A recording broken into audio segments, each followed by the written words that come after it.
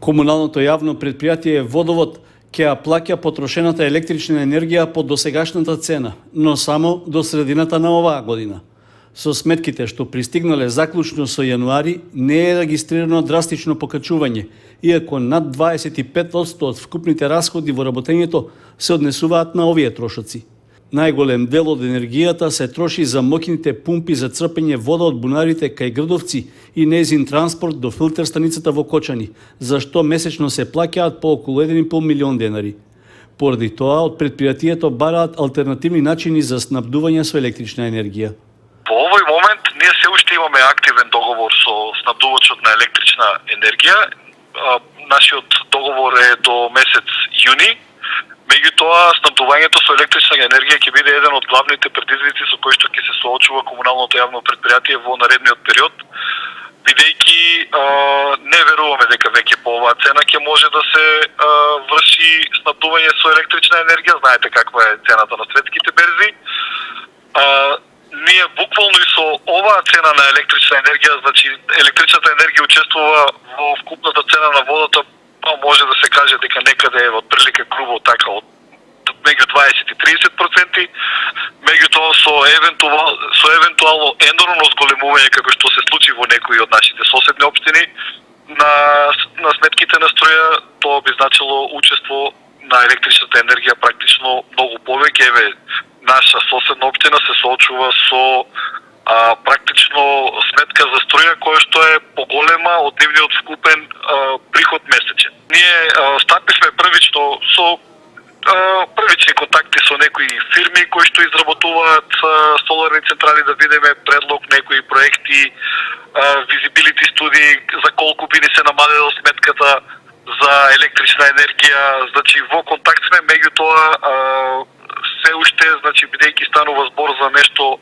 поголем износ, знаете дека ние сме големи потрошувачи на струја и на нас ќе ни треба некоја фотоволтаична централа со поголема моќност. Водовод се соочува со законски пречки да го реализира планот за фотоволтаичната централа, па неопходно е да се направат измени во Законот за енергетика.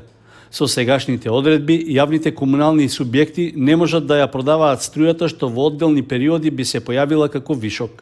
За реализација на целата инвестиција се бараат поволни кредитни линии или пак финансиска помош од странски и домашни донатори преку проекти за искористување на обновливите извори на енергија. Одделението за даноци, такси и надоместоци во општина Кочани ги известува физичките и правни лица дека согласно законските измени се должни да ја пријават сопственоста на земјиштата и објектите што не ги користат или не ги издаваат под закуп подолго од 6 месеци во текот на една година. Според измените на Законот за даноци на имот, овде спаѓаат сите земјоделски, градежни, шумски земјишта и пасишта, како и сите едностамбени и повеќестамбени објекти за домување, гаражи, деловни згради и деловни простории, како и други објекти и инсталации подигнати врз нив или под нив и трајно споени со нив. Физичките и правните лица кои нема да ги пријават земјиштата и објектите што не ги користат или не ги издаваат под закуп подолго од 6 месеци во текот на една година, ќе бидат задолжени со данок на имот по стапка 5 пати повисока од пропишаните стапки. Со оваа законска обврска на граѓаните, општина Кочани преку одделението за даноци, такси и надоместоци има за цел да го усогласи своето работење со Законот за изменување и дополнување на Законот за даноци на имот.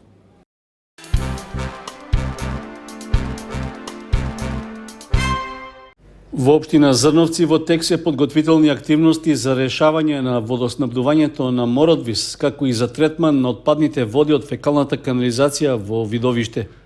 Исто така се подготвува и техничка документација за подобрување на водоводната мрежа во општинскиот центар, како и неколку други инфраструктурни зафати за трите населени места во општината.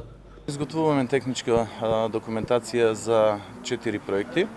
Односно, тоа е каптажа во село Мородвис. За таму повеќе години наназад имаше жителите на село Мородвис има проблем со постојано водоснабдување, поточно во летниот период.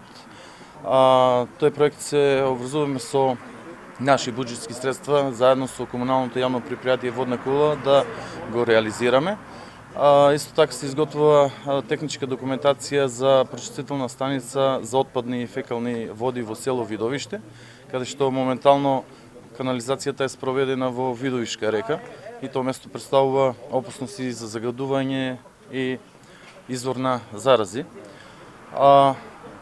Исто така во село Зрновци изготвуваме проектна документација за дополнителен резервоар за вода, како и други технички документации што се во делот на инфраструктурата.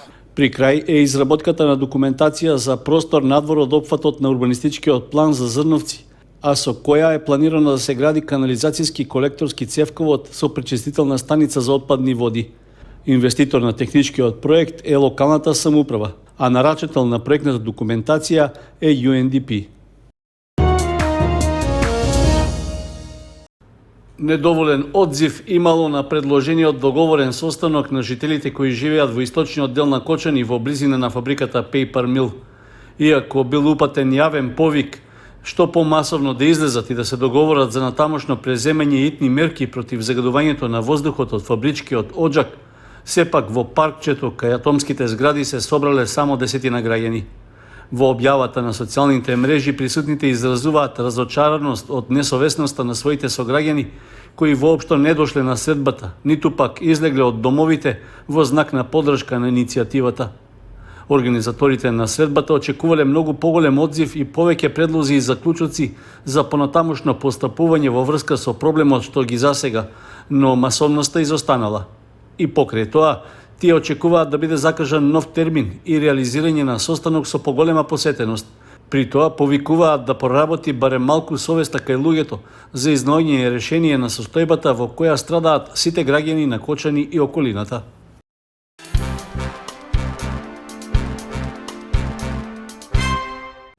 По повод представените празници, денот на влюбените Свети Валентин и празникот Свети Трифун, ќе се одржи хуманитарен настан во Кочани.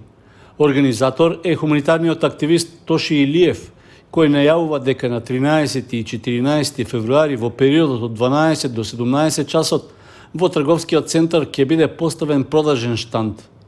На локацијата ќе бидат изложени предмети кои ја символизираат љубовта, а парите од продажбата ќе бидат донирани во хуманитарни цели за лекување на нашата сограѓанка Славица Димитрова.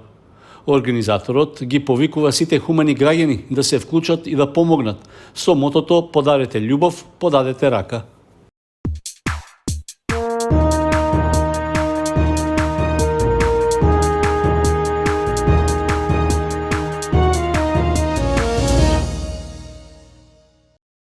Фудбалскиот клуб Осогово, кој ги реализира подготовките за пролетната сезона во втората лига, доживеа пораз на вториот контролен надпревар оваа недела.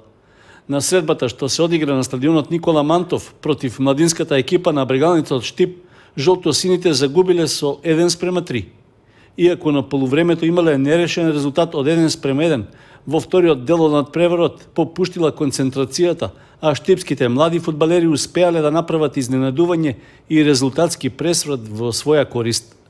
По претходната победа против младинците на Скопски работнички, ваквиот пораз на Осогово, иако на пријателска средба, треба да биде предупредување дека на 10 дена пред почетокот на вториот дел од првенството, се уште екипата не е компактна и треба дополнително да се поработи на формата и уиграноста на фудбалерите.